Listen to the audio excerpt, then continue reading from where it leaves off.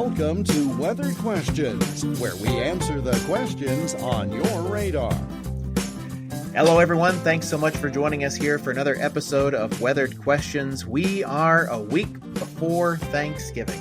Already, 2025 is flying by. Thanks so much for subscribing on our YouTube channel, following us on Apple Podcasts and on Spotify. And thanks for all the feedback and the reviews and encouraging listeners to submit questions. We're going to get to a listener question on today's episode. We always want to know what's on your radar, so you can email us your questions to weatheredquestions@gmail.com to join in on the conversation. Every time I look up, Jan, 2025 is getting shorter and shorter. I mean, we're almost to 2026. It's funny how time works like that, right? Man, it really does. It's flying. It really is. And, you know, in case we forget to mention this at the very end of the program, Jan and I are taking next week off. We're going to be with family. We're going to be doing Thanksgiving things. Stuff we really couldn't do, Jan. We were doing television because the weather keeps on going. We can never really take much of a break. We just want to let everybody know that next week we're just taking the week off, and then we'll be right back at you again when we get into December. So it should be a pretty nice week ahead of us here. But yeah, it's nice that we can kind of, set our own schedule a little bit. And obviously we appreciate you guys listening, and we'll be back before we're gone. So you can re-listen to one of your favorite episodes last week as you're driving around the country visiting family, and tell the rest of your family about us. We'd love it, right? There's a pile of episodes out there, and if I'm doing my math right, this is our 23rd episode together. Sounds right. These are averaging between 20 and 30 minutes a pop. And so you're talking about a good road trip here of weather nerd fun. This can get you from Iowa to Colorado, no problem. If you're headed out west to celebrate with some family and friends. Might even get you all the way home too. So that's true. To get you some really good content. I don't know that there, I would want to listen to my own voice. Love you, Kai. You're great, but I don't know that I could listen to both of us for a whole 16 hours. That'd be a lot. It's a heavy dose. It's a heavy dose. You might not tune in again for a decade after that. We don't want that. For sure. Well, let's get into our first question for today, which, if you are going to be driving here for whether it's Thanksgiving, the upcoming holidays here at the end of the year, whatever it may be, you're probably noticing that there's not as much good daylight to drive in anymore. There's a lot more dark driving these days. And we did have a follower or a listener write in from Lynn County asking, what determines the time of sunset and sunrise since the horizon is uneven? So that's a great question. And again, they sent that in to weatheredquestions@gmail.com. If you have a question too, you can join the conversation. But Kai, let's get into it. What determines sunset and sunrise time? It's a really great question because it depends on what's going on in the horizon. So in reality, unless you're in a mountainous area, even though it seems like the horizon might be a little uneven, it's fairly even. If you were to go up 100 feet, you'd realize, it might be fairly flat up there, at least overall.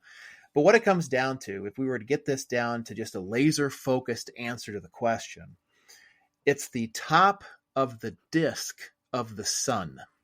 And what we mean by that is if you were to put on special glasses like you would to view an eclipse, or sometimes you see those really neat sunsets and sunrises where you do actually see the disk of the sun. It's not just this blaring yellow thing. It's when the top of the disk breaks the plane going up in the morning. That's your official sunrise. And then first little glimpse of that sunshine. Exactly. And then when the sun is setting in the distance, it's as soon as that top of the disk disappears. So it has to do with the top of the disk wherever you are. And it will change every single day. It doesn't seem like it changes much, but it does change both in time and in location. It might be, depending on where you're watching it from, but just a little bit shifted over in one direction as the seasons progress. And then as the days get longer, it'll be shifted in the other direction very slightly. But it doesn't have anything to do necessarily with objects in the way. Obviously, if something's blocking the sun, then in your world, the sun comes up differently. But for all practical purposes, it's assumed that the horizon is fairly flat and void of obstructions. And there's also the whole concept of the curvature of the earth, where the light is kind of bent a little bit in the early mornings like that. So We think we have a really good idea of when the precise exact moment is, but, when you step outside with your cup of coffee, it might be a few seconds or even a few minutes different at your location compared to where they officially measure it from, which, would be a place void of obstacles and so on and so forth. So it's a really good question, though. I had to look that one up, and I had to rely on a friend of mine, too, to just kind of back up what I was thinking, because that's not something I often think about. Yeah. Sometimes we just take that verbatim, Yeah. but yeah. And one kind of way that you might think about it is if you've ever, been lucky enough to be in an airplane, as you're, taking off or coming down, if you're in the window seat, which anyone who travels with Kai or me probably isn't, because we're probably always in the window seat. That's the meteorologist trademark. That's where I'm going to be. I pay extra for it if I have to. Absolutely. Amen. My poor husband is forever stuck in a middle seat because I always want to be in the window seat. And so, yeah, that's just how it is. But if you are watching that takeoff and that landing, then you can see, obviously, maybe you've got hills, mountains, buildings, whatever it may be. But very quickly, you all of a sudden just see the curvature of the earth. You're not looking at any of those bumps on the horizon anymore. So again, it doesn't take very much to avoid those. So it is just more so just that horizon versus any of those artificial landforms or even the non-artificial ones, right? We oftentimes think about weather as types of things that we feel all the time, or something that'll actually change our day. But this is actually part of a whole different slew of things. It's called atmospheric optics. So you get your sunrise and your sunset and all your various halos and sundogs and all this kind of stuff that the sun can provide us. The sun can provide us some other interesting things that we saw in the area last week. And most of the United States got in on this. And even the Southern Hemisphere got in on this. And what we're talking about is the Northern Lights. We had an opportunity, based on where we're at, Jan, in Iowa, we had an opportunity to go out there and actually see them with our own eyes. The phones made the photographs look even cooler, but we can actually see it with our own eyes. So this question comes in, and the question states, what makes the Northern Lights red rather than green? Because you saw some pictures that were more reddish, and you saw other pictures that were maybe a little bit more green. Yeah. And it may have been the same exact phone model and phone type and exact same time of night. So what's the deal with that? What do you think? And great introspection there, right? Realizing all that. And I feel like a lot of times, Kai, we probably do see, maybe not here in Iowa, but when you're looking at classic Northern Lights pictures, a lot of times they are more of that green or even blue variety. So the fact that we had so much red in a lot of those images last week was really interesting to me as well. So what's happening is actually the colors come from where those particles are in the atmosphere. So it's how high up or how close to the ground those particles are getting. So because of that, it does somewhat deal with the chemical makeup and how those particles are kind of interacting with the atmosphere around them. But it really is at its plain and simple. It's the level that those particles are at. So when they're really, really high up, there's less oxygen up there. That's something we know, that as you're getting closer to space, there's less air that we as humans are able to breathe. So less oxygen, lower amounts of oxygen in the upper atmosphere are going to lead to those more red colors. Closer to the ground, more in that middle atmosphere, that's going to be where you're going to get those classic greens. And even closer down to the ground, at those lower levels where you might be getting a little bit more nitrogen mixing in, that's where you're going to get some more of those kind of blue colors. So it is a lot more about those levels and where exactly the particles are getting to, how strong, I guess, that storm is that they're getting down.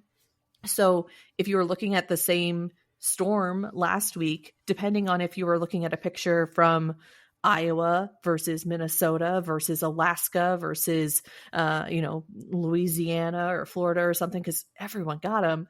Maybe even that is playing into it too, is again, where on the horizon you are and how the particles that you're able to actually see from your perspective, which ones you are getting the northern lights to be visible of. So yeah, a lot of fun science that goes into those, right? Yeah, absolutely. And, one of the things about northern lights and then again, southern lights is when you think about how the earth is made up. So the earth has a magnetic field, and thank goodness it does within our atmosphere, because the sun is giving out this kind of stuff all the time. And if we think about our sun, it is not like it's a lamp that's just turned on and has no chaos at all. There are solar storms like mad on the surface of the sun, and things happen. And sometimes you get what's called a coronal mass ejection, and it literally shoots all this garbage in all directions, and it's going out wherever this flare is. And if it's headed out towards planet Earth, the aurora is essentially the interaction with solar energy and our Earth magnetic field. That's why it deflects most of it. Mm-hmm. But some of it will get down to the north, and some of it will go around towards the south. And so that's why you see the southern lights as well as the northern lights. This happened to be a particularly robust geomagnetic storm, which means that a lot of the magnetic field around Earth, it interacted with quite a bit of it. And so we're able to see it quite far south. There's already theories going around the internet that I've seen that the government had nothing to do with this. I don't know how many calories are burned every day by some of these folks that are just looking for something else to explain what's been naturally happening for millions of years. Yes. And that's where I'm going to just leave it, because what the aurora is, and it's always been this way, it's when solar energy interacts with Earth's magnetic field. And it happens within one of the layers of our atmosphere that we've known about forever and ever, called the thermosphere. Mm-hmm. So we've got 4 main levels of our atmosphere. It's either, I think it's the exosphere, actually, that could be called number 5. But the thermosphere is where most of this happens. And the altitudes you were referring to, Jan, with the reds and the greens, is generally between 60 and 150 miles high. So it's way up there. But this is a very natural process. It actually occurs much more frequently in the far northern end of the Earth, as opposed to where, the vast majority of population is. But when the big geomagnetic storms come like this, we often don't get a whole lot of notice, 24 to 48 hours, maybe, if we're lucky. So I will tell you, my notice was me sitting on the recliner and the neighborhood chat going, oh my goodness, look outside. And I went, oh my gosh, I totally missed this whole thing about a geomagnetic storm. So we all went outside and we took a look, and it was fantastic. Yeah. And that's how we learned about it. It was. It was great. It brings you back to just simple, everyone's so stuck in their phones, stuck in their technology, and the amount of people, we're fortunate to live, right next to a cornfield. So we just kind of walked out our front door, and we're able to find some dark spots pretty quick. But the amount of other people that were just coming out and driving around, and it was really nice to just kind of have everyone appreciate nature, and everyone, all the pictures that you saw after the fact, because then again, everyone gets buried back in their phone. It was really cool that everyone could kind of come together and everyone could appreciate that same cool phenomena that was happening overhead. Yeah. Well, and to your point, it didn't take a whole long time before we kind of got right back into going right back into our phones once again, but it is what it is. At least we had a chance. At least some of the kids had a chance to go out there and see the Northern Lights. Some of them for the very first time, and it was very cool, very vibrant.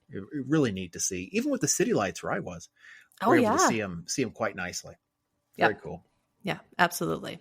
Well, today's trivia question will stay on the Northern Lights topic because it is top of mind still for many. So we're going to ask that. In the Northern Hemisphere, as we've been talking about, and most of our listeners are from, and if you are a Southern Hemisphere listener, give us a shout because we want to know, we want to hear from you. But in the Northern Hemisphere, we see the Northern Lights. You may have also heard them called the Aurora Borealis. So what are they called in the Southern Hemisphere? We want preferably that Aurora name, not the Southern Lights, because sorry, that one's too easy. So what are the Northern Lights called in the southern hemisphere? Again, aurora borealis in the northern hemisphere. We'll give you a little bit to ponder that, and we'll be back with the answer in just a sec. After more than 20 years of farmers market success, come on over to the Salsa Guy Cafe at 2874 Mount Vernon Road Southeast in Cedar Rapids. Also a second location along Blair's Ferry Road, and the owner, the Salsa Guy himself, Tim Palmer, has now added ribs to his menu as well as delicious chicken strips. Also can't forget the famous alfalfa experience. With that second location now open on the northeast side of Cedar Rapids, it is the Salsa Guy Cafe. Stop on by today. Today's trivia question. All righty, everyone. No answer options on today's trivia question. Made it a little bit trickier. It's a write-in question.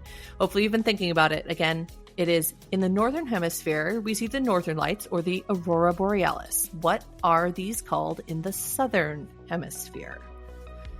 And the answer is aurora australis. So it sounds just like Australis. It's a great way to remember it. Yeah. We won't make you have spelled it correctly, but hopefully you got something along those lines. Kai, do you know? In preparation for this, I actually looked up what borealis meant because I wasn't 100%. Do you know what borealis and australis refer to or what they mean? I don't. I have no idea between the two. I just know about the aurora, and I prefer to take the very John Madden approach of northern lights and southern lights. Well, are you aware of the two? Yeah. So okay, I am sweet. now. Okay, sweet. Well, we all learn together. Let's do it. What do we got? So it's funny that we call them northern lights and southern lights because borealis literally is Latin for north and australis is Latin for south. So it's aurora north and aurora south. Yeah, it's plain and Nice. simple. And Very so cool. those are I did not terms know. that come from Galileo. Good old Galileo, Nice. still well known. Yep. I had no clue about that. I know. Actually. I I never realized took the time to do it. because I always just assumed aurora australis. So I was like, well, Australia's in the south. Like it probably, Right. someone saw them from Australia. And I was like, where or what is borealis? And so I looked it up, and I was like, it just means north. That's all it is. Well, yeah. There you go. Yeah, well, fun fact. Speaking of north, this is the time of year where northern latitudes start getting some snow. And kind of going back to an area that you grew up in, good old Webster County.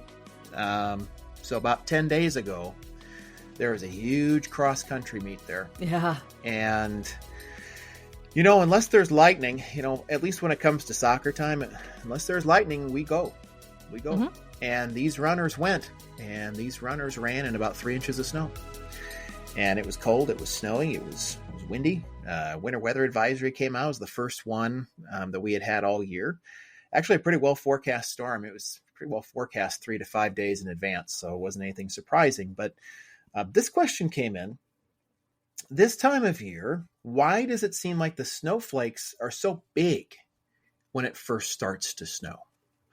Jan, any thoughts on that one? I do have a few thoughts on this one, and they're right because I remember this was watching.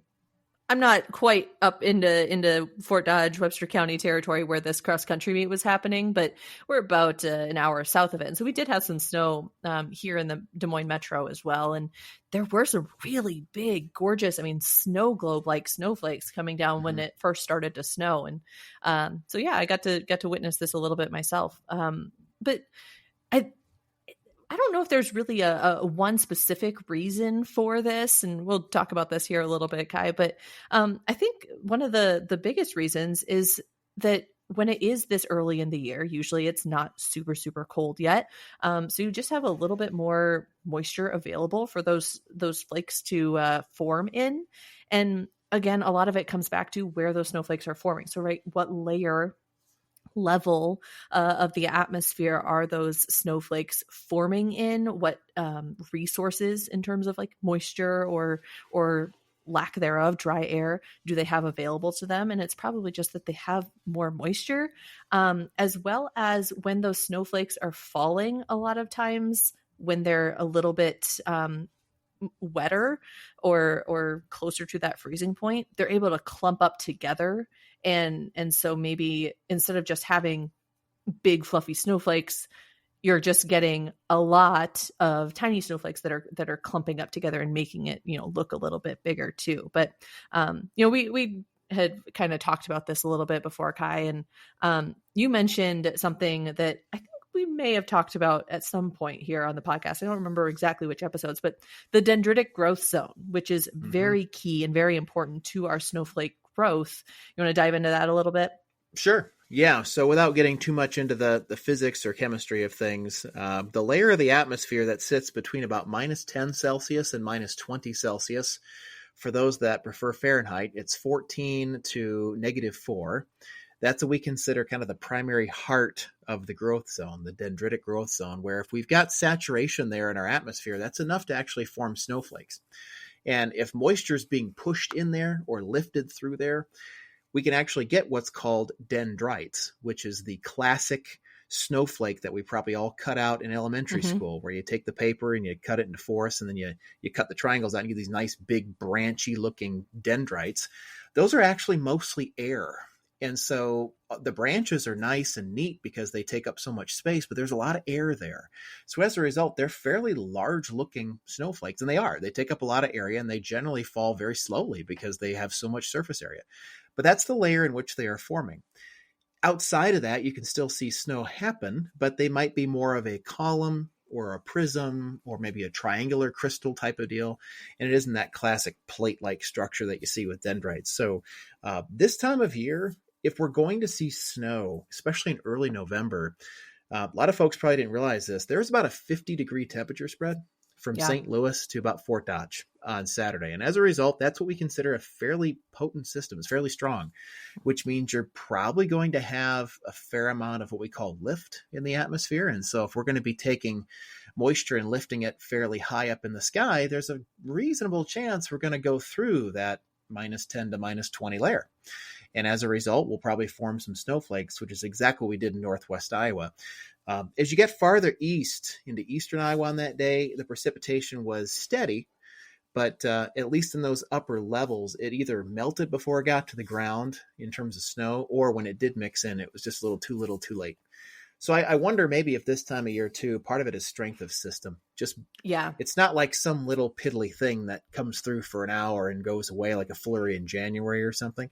That was kind of an all-day deal when that hit, and it took all day for it to come through, and we had some pretty good-looking snow bands that happened, and so that might be another explanation as to why things would be so big in terms of snowflake size this time of year. Yeah, I think that's important differential there is the types of systems that give us snow, just like with rain, just like with severe storms, that we have different types, right? We have ones that with a rain storm, an all-day rain, you've got something that gives you severe storms. You've got just general garden variety thunderstorms. Well, with snow, you can get, and we can talk about this as we head through the winter, various types of storms that I won't throw out the names because that'll just get even more confusing at this point. But true. Again, we've got little ones that can give us just a little bit of kind of a light daytime or snow or something that just kind of happens seemingly out of nowhere because it's so cold or whatever else is happening in the atmosphere. And you've got other ones that are more robust and truly, your big snow makers, your blizzard makers or winter storm makers. So yeah, we'll dive into those here coming up, but hopefully, as is the case so far, we're kind of holding off on snow for now. Yeah. Oh yeah. Most definitely. I'm glad for that. That's for sure. I could go without snow for quite some time, but eventually it'll happen. Hopefully some for Christmas. That'd be nice. Yeah. Something Right now though, our eyes are set on Thanksgiving. Yep. And we are still feeling the more fall-ish weather, and a lot of folks are getting ready. Maybe if you're not listening to this right away, maybe you're already starting to get that turkey thawed out for the holiday or something like that. And we've got a little fun weather adjacent topic that we'll kind of run into here, and we're going to talk about those that aren't classically putting their turkey in the oven. If you want to fry your turkey, Kai, what do you have to keep in mind? Yeah, that there are some obvious warnings about this. And so, as we begin, we're not endorsing this activity in any way. Plenty of wild YouTube videos. Oh, yeah. I mean, there's plenty of things. But, when it comes right down to it, some of these accidents, we could tie them back to a meteorological meteorological principle of just the phases of water is really what it comes down to. So, when you put something into oil, what's going to happen? If it's really hot oil, it's going to start bubbling and spattering and doing all this stuff. But let's think about two different things that we've probably seen in real life. Take a little bit of ice cold water, put it in a cup. Go take a tablespoon of vegetable oil or your oil of choice, put it in the same cup. What happens? The oil is going to float. Why? It's because it's less dense. Okay, good. Let's notate that. Some of us like to have cups of coffee in the morning. All right, great. What if you put a pat of butter inside a cup of coffee just for the fun of it? And Who's putting butter in their coffee, Guy? I've heard of this. I've heard of this happening. I've heard of this happening. Yes. I have not. And guess what? If you just let it sit there, what does it do? It just sits on top. Why? Because coffee is water-based and butter is fat-based. So it's going to be less dense and it's going to float. Don't worry. We're going to tie this all in. If you have really hot oil and you put the turkey in the oil, what's going to happen? It starts bubbling everywhere. And then you pull the turkey out when it's done and your guests are remarking like, this thing isn't greasy. Like, I don't understand why you cooked it in oil. Why isn't it greasy? Well, as the inside starts heating up, the water is more dense and it starts being forced out. And as a result, because it's so dense, the water is forced out of these parts of the turkey and the oil can't get in. So in that case, it actually helps you. Here's where it hurts you. If things are icy or part of the thing is frozen, we've got another phase change we're going to talk about. We got to take the ice and we got to melt it into water. First, what's going to happen with water? It's going to sink. And then what's going to happen? We're going to heat the water so quick it's going to go to steam. So what happens is you see these videos that go off the rails and somebody puts a frozen turkey into a vat of hot oil and it basically explodes. Yeah. You're taking the ice to water so quickly and then the water is going to steam and it's increasing its volume tremendously and it's forcing the oil out. And then the oil goes out and it goes down in the flames. And so, again, we don't endorse this activity. It can be remarkably dangerous for those that don't know what they're doing. So we always, say safety first, but because it's this time of year and the phase of water plays a role in how this stuff works. It also plays a role, and maybe we'll get into it a little bit a little bit later in December when we're talking about homemade candy and humidity. We'll put a little footnote in there that we might talk about that when we get a little closer to Christmas time. But just that's one thing I've noticed with turkey frying and things like that, just learning how to do it myself. And it's remarkably dangerous if there's any ice in there at all, like serious danger. But otherwise, that's how the science works. Like the water's coming out and it's leaving the oil from it. The oil cannot get in. It can only stay on the outside and help to heat it because of the density differences. If it was the other way around, well, you'd have something totally different. Or if you drop the turkey into oil that's not hot yet, guess what? You're going to be left with a really nasty turkey. So I just wanted to pass that along as just something to think about if that's something you do. And maybe it could be as simple as just pan frying something in your stovetop, like cut up potatoes or something. Same exact science can apply. And that's why frozen hash browns are such a mess inside as compared to thawed hash browns if you're going to fry them. It has to do with the phase changes of water. We don't have to get into all the calories and joules and things like that because that's not what we do in this program. But if turkey frying is something you're going to do, it is at your own risk. Be very safe. Do not do it in your home or in your garage. Make sure you're far away from anybody and anything. That way, if there's an accident, you can minimize your damage. But again, it's something we do not condone doing. But that's some of the science behind some of this rapid stuff that we've seen on the internet. So just keep that in mind as we get to Turkey Day because it's coming up quick. It is. Yeah. Be here before we know it. But you can't escape it. Science, weather, water, it's all around us all the time. Time won't stop either. No, I know. And speaking of, we're about up to our time here for the day. So we will let you go. Thanks for listening. And hopefully everyone has a very happy Thanksgiving, happy holiday, however you may choose to celebrate that. Hopefully, hey, do us a solid and let people know that you're with this weekend, that you found this great podcast. And hopefully you can recommend to somebody else that they give it a listen and learn something new on their drive around the country, around the state. But until then, again, remember, you can email us your questions at weatheredquestions@gmail.com. Join the conversation. And stay safe. Happy Thanksgiving, everyone. We will see you in early December.